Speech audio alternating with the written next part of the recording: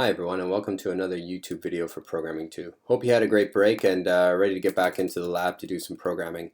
So we're going to start this week off by talking about exceptional events in Java programs.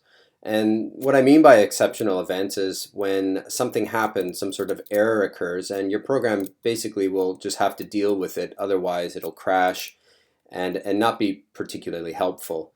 So the kind of errors that I had in mind are going to be errors that come from, say, trying to open a file where the file doesn't exist, or perhaps trying to write to a file and somehow the file disappears or you don't have access to it or is deleted and you're still writing to it, causing some sort of error.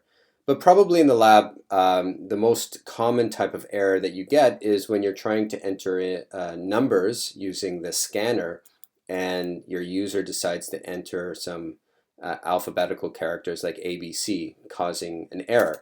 Let's see if we can demonstrate this sort of error right now in this main method. So what we're going to do, let's say, is we're going to want to create a number variable. Just set it to 0 for now. And let's suppose that we're going to ask the user to input some value between 1 and 10. Please enter a number between 1 and 10, just like that. And so standard way of doing that, as you know, to create a keyboard scanner object, and we point it at the system input like that, and we just import that. Eclipse asks us to do that. I'm sure after 2 weeks you can slowly get back into this. I know it can be tricky sometimes, but let's press on. So what do we want to do? We want to say, please enter a number between 1 and 10. We, in fact, could do that up there. And we just say number is equal to keyboard, and we want to read in an integer like that. All right. So what we can do is something like this. If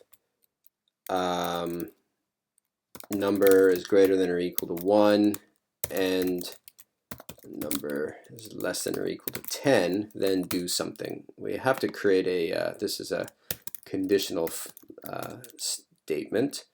So we want to do something else, What sort of thing should we do if we want to continually ask a user for input? Well, we don't exactly know when we're going to terminate the iteration. That really basically depends on if the user inputs the correct number. So what we're going to do is create a while loop.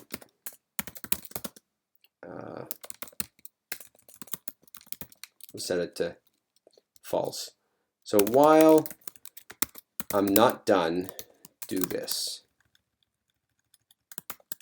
And we'll see how we can improve this in a minute, but for now, let's just see how this works. So if the number is between 1 and 10, then you're done. So you can set done is equal to true. Else, you can set done is equal to false, or you really don't need to do anything there. So you don't even need this else statement. You can just kind of leave it out because it's already false, and setting it to true is fine. That will stop the loop. And we can even write a thank you message or tell the user what they've entered. You entered the number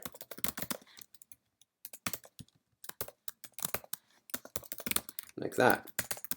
All right, so let's just see how this works. We just run it. Please enter a number between 1 and 10. So if I enter the number 5, it seems to work all right. But what happens if I enter the number 11? And it asks again and again until finally I enter a value. And all this is doing basically is once the condition is hit, then we needn't worry about it. We can just set done is equal to true. In fact, there's many ways of improving this. We could just really set done is equal to this statement here, because all we're doing is just checking to see if it's true or not, and then setting done to true. We might as well just set this to true here.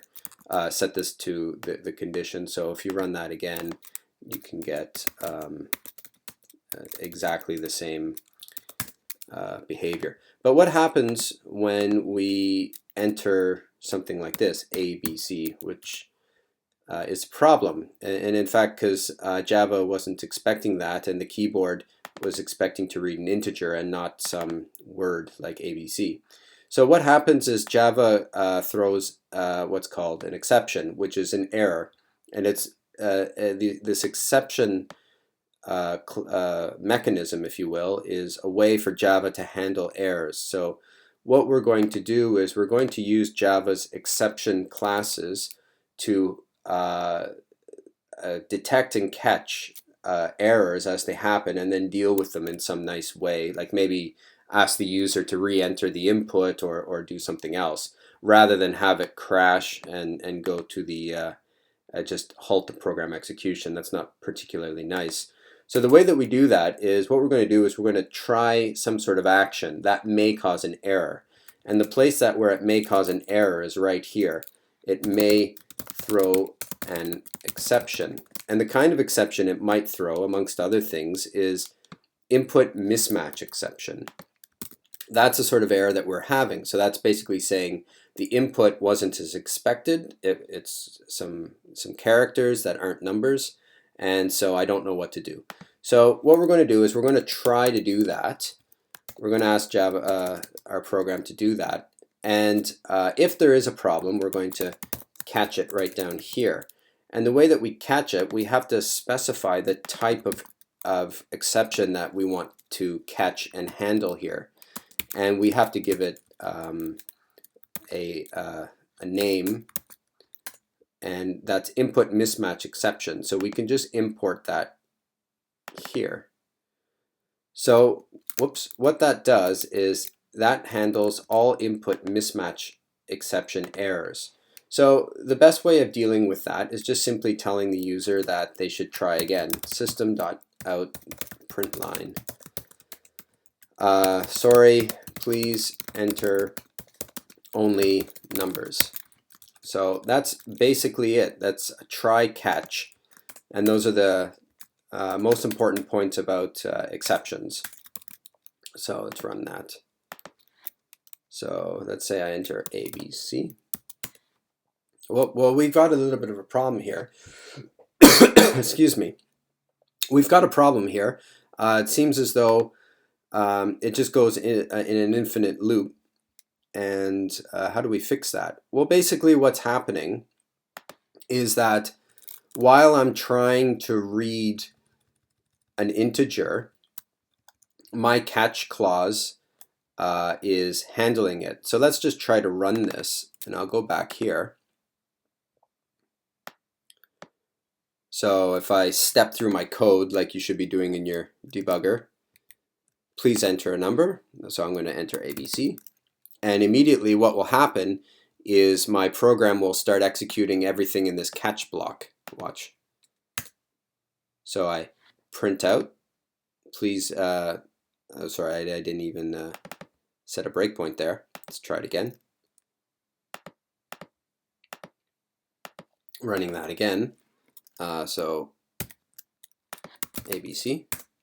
And it goes right down here, and it's going to print this out.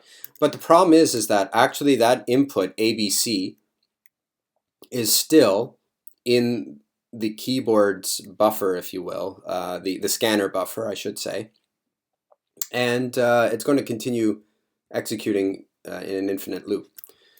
So the way to deal with that is just to simply get rid of everything in that scanner object.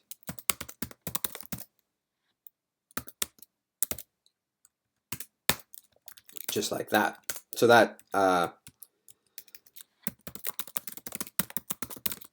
clears the scanner object. And that's basically it. So running that again, this is how you use exceptions to catch exceptional behavior in your Java code.